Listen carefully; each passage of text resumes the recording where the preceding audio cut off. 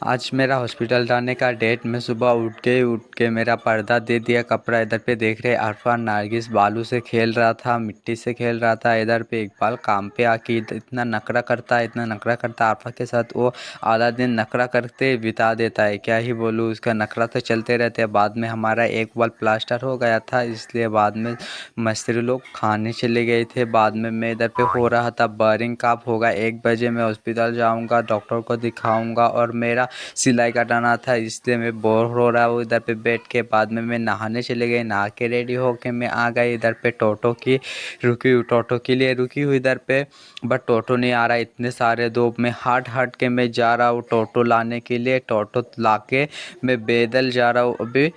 टोटो हमारा नहीं मिला तो मिल गया बाद में एक टोटो। मैं टोटो में बैठ गया, जाके मैं हॉस्पिटल का क्लिप नहीं लिया, इसलिए मैं जितना ही क्लिप लिया बाद